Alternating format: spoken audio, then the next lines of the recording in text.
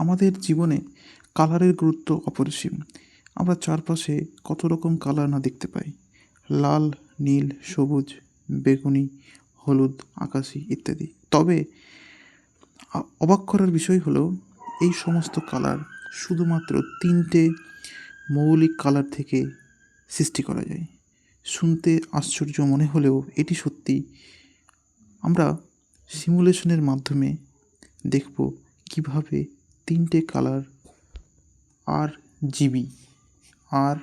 GB অর্থাৎ red, green এবং blue, এই কালারগুলোর সাহায্যে বাকি যত কালার আছে সেই কালারগুলোকে কিভাবে সৃষ্টি করা যায়। তো আমরা এখানে দেখতে পাচ্ছি 3 রকমের এখানে কালারের সোর্স রয়েছে। ব্লু কালারের লাইট, এটা হচ্ছে গ্রিন কালারের লাইট, আর এটা হচ্ছে রেড কালারের লাইট। তো আমরা এখানে একে একে প্রত্যেকটা লাইটকে অন করব, দিয়ে দেখব যে কী ধরনের কালার সৃষ্টি হচ্ছে। তো এখানে আমরা প্রথমে ব্লু কালারকে অন করব এবং এটার ইন্টেন্সিটি রাখবো 100%।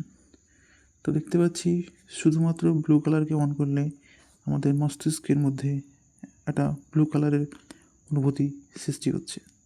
এবার এখানে আমরা গ্রিন কালারটা অন করব।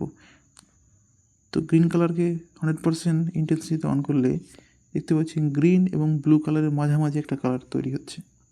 এরপরে গ্রিন কালারকে 0 করে, অর্থাৎ গ্রিন কালারটাকে বন্ধ করে দিয়ে লাল কালারকে 100% ইন্টেন্সিটিতে অ্যাক্টিভ করব। দেখতে পাচ্ছি এটা কিছুটা লাল এবং নীল কালারের মিডিয়াম টাইপের একটা কালার তৈরি হচ্ছে। এরপরে আমরা নীল কালারটাকে অফ করে দেবো, দিয়ে লাল আর সবুজকে 100% অ্যাক্টিভেট করব। তো দেখতে পাচ্ছি লাল এবং সবুজ কালার মিক্স হয়ে, অর্থাৎ রেড এবং গ্রিন মিক্স হয়ে তৈরি করছে ইয়েলো কালার। এইভাবে যে কোনো দুটো কালারকে যে কোনো অ্যামাউন্টে অ্যাক্টিভেট করে বাকি কালারগুলোকে সৃষ্টি করা যায়।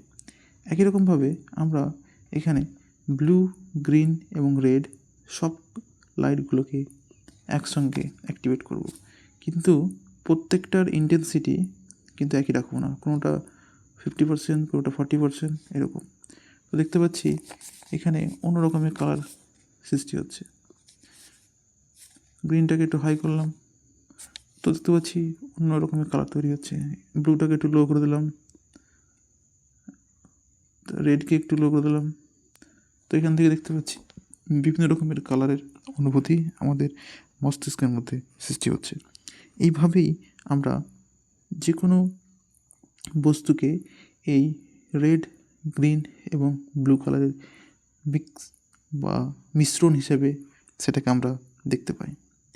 এবার একই সঙ্গে ব্লু কালারকে 100% ইন্টেন্সিটিতে অন করলাম, গ্রিন কালারকে 100% ইন্টেন্সিটিতে অন করলাম, আর রেডটাকেও 100% ইন্টেন্সিটিতে রাখলাম।